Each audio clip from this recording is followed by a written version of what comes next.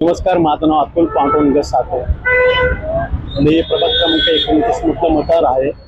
येथे गेले अनेक वर्ष रामभाऊ बोरकर यांचं खूप छान पद्धतीने राजकीय कारकिर्दी चालू आहे, तसंच सामाजिक पण चालू आहे.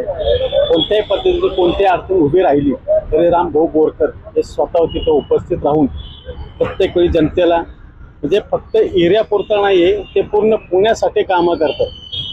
अशा पद्धतीने त्यांची हे कार्यप्रणाली व्यवस्थित चालू आहे. आणि ह्यावेळी त्यांनी लोकांना त्यांना भरभराटून अशी व्यवस्थित पद्धतीने मतं देऊन चांगल्या मतांनी निवडून आणावं हीच एक अपेक्षा आहे.